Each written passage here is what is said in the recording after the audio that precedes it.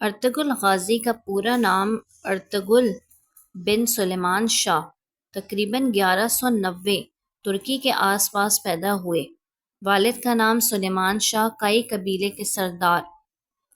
Ertugrul اپنے والد سلیمان شاہ کے 4 بیٹوں میں سے ایک تھے۔ بچپن ہی سے بے حد بہادر، گھڑ سوار اور تیر اندازی میں ماہر، کائی قبیلہ اس وقت منگولوں حملوں کی وجہ سے اپنا گھر بار چھوڑ کر مغرب کی طرف ہجرت کر رہا تھا۔ ارطغرل غازی کی مکمل زندگی کی تفصیل۔ ارطغرل غازی 1190 کے آس پاس ایلت کے علاقے میں پیدا ہوئے۔ وہ کائی قبیلے کے سردار سلیمان شاہ کے بیٹے تھے۔ کائی قبیلے اوغز ترکن کی سب سے عزت دار شخصیت تھی۔ ارطغرل غازی کا بچپن جنگ و جدل اور ہجرت میں گزرا، کیونکہ اس وقت منگول فوج پوری ایشیا میں تباہی پھیلا رہی تھی۔ سلیمان شاہ اپنے قبیلے کے ساتھ مشرق سے مغرب کی طرف ہجرت کر رہے تھے۔ بچپن سے ہی ارطغرل گھڑ سوار، تلوار بازی اور تیر اندازی میں ماہر تھے۔ ان کے والد نے انہیں عدل، دین اور قبیلے کی خدمت کا سبق دیا۔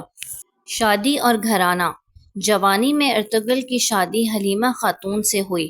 حلیمہ خاتون سلطان کیقوب الدین کے خاندان سے تعلق رکھتی تھیں۔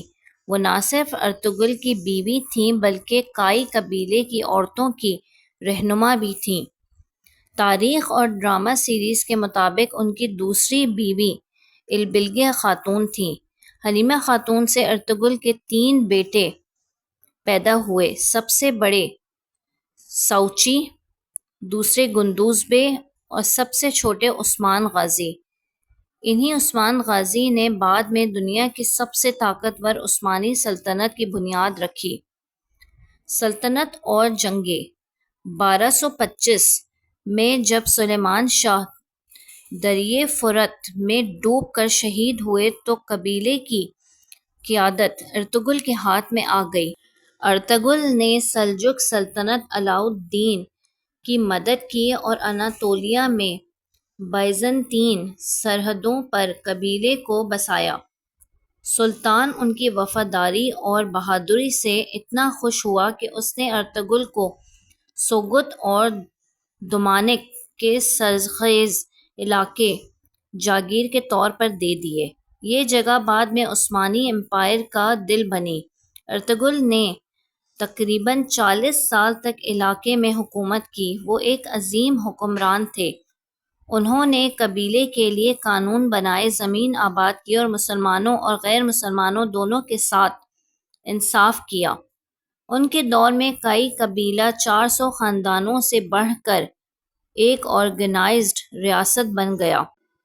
بیویاں، بچے اور وراثت۔ ارطغرل غازی کا سب سے بڑا مقصد اپنے دین اور قبیلے کی حفاظت تھا۔ حلیمہ خاتون ان کی وفات تک ان کے ساتھ رہیں۔ ان کے 3 بیٹے بھی ان کی سب سے بڑی وراثت تھے۔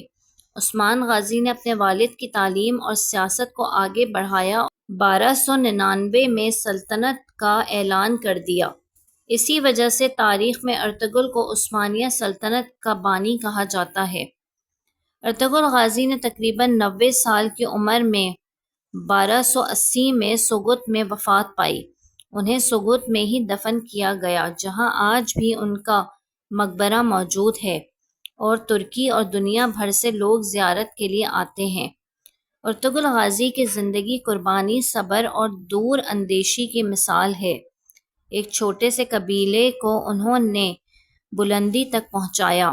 ان کے بیٹے نے 6 صدی تک حکومت کرنے والی سلطنت قائم کی۔ آج بھی انہیں ترکوں کا قومی ہیرو مانا جاتا ہے۔